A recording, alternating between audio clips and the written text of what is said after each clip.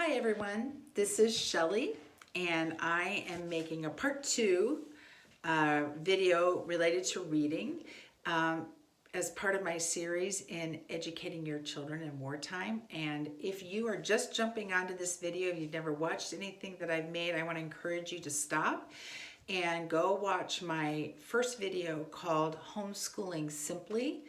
And it gives you my vision and my reasons for doing these relatively simple, somewhat crude videos.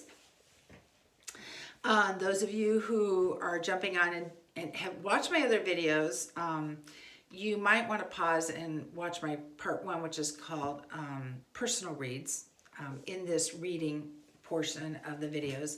But it's not a big deal. If you want to start here, you can do that too. So this portion of reading is focusing on read-alouds.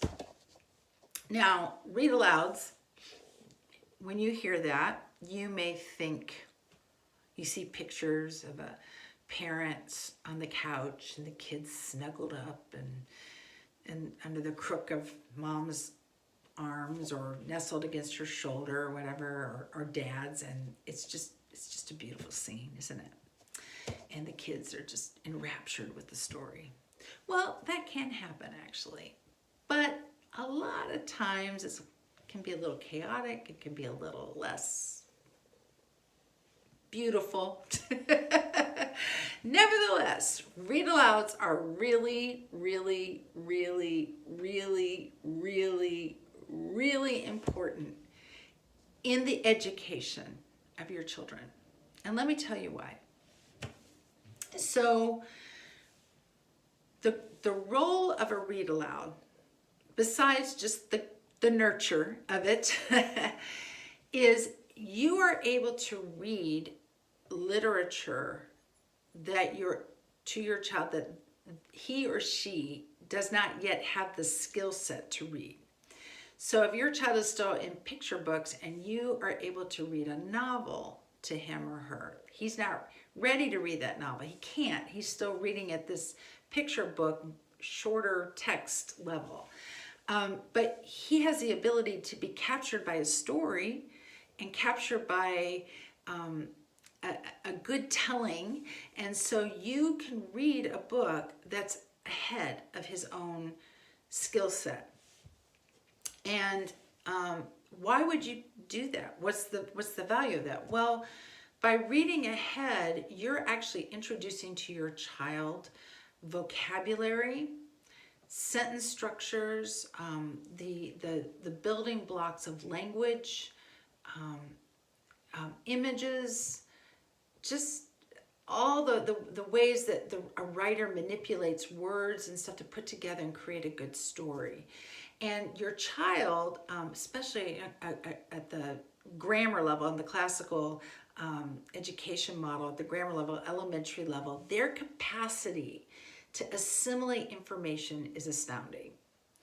And so as you're reading to them and they're hearing words and how they're used and all those things, then that goes in, and eventually it comes out of their speech. It comes out of their writing, and as they're articulating thoughts, they actually have language that's in them they can pull up on and express things, and you will be pleasantly surprised at how articulate they become and how they're able to use English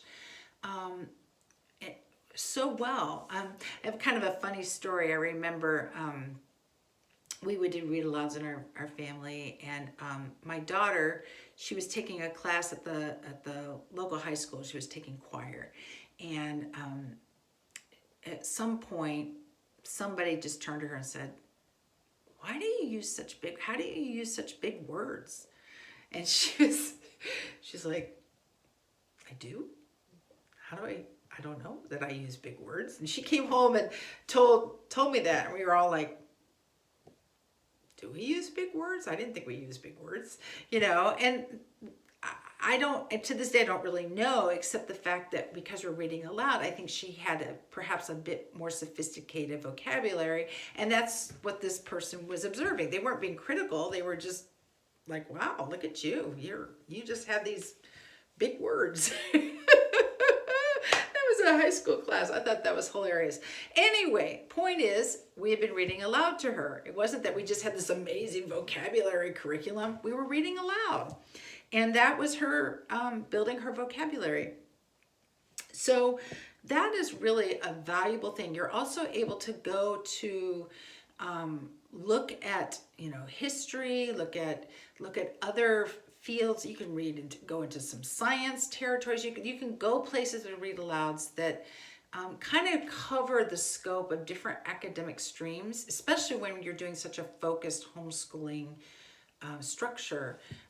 Read-alouds and reading, you can look at lots of different things, and it's really a great learning tool. The other thing about read-alouds that's incredibly valuable is it's a platform for conversation. As you're reading a book, there are things that come up.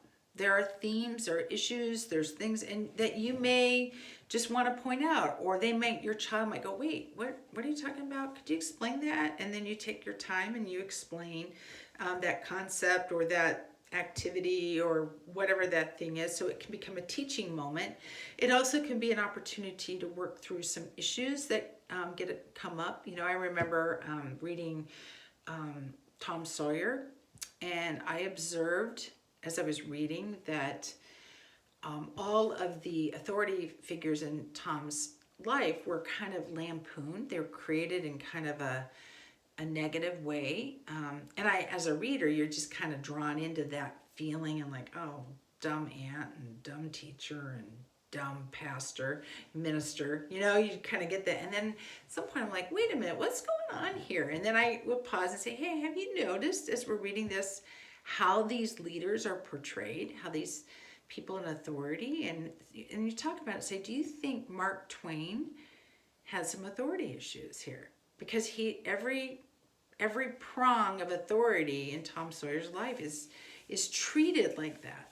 And so that was a great opportunity to discuss that and say what, and also to talk about how, as a reader, kind of getting drawn into that and kind of convinced that that's okay, convinced that these people are kind of off and Tom is smarter, and I'm not tossing the book, but the point is, I'm like, I had to say, we have to watch for that. Can you see how a good writer can actually sway you to begin thinking a certain way towards certain dynamics, towards certain types of people?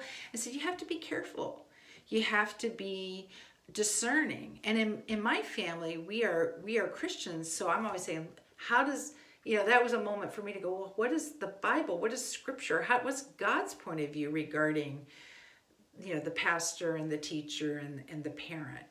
And say, we love our pastor, we honor him, and we've really valued the educators that we've benefited from, and we of course love our parents. So but that was a teaching moment. So anyway, my point is, the read-alouds are just fantastic for that.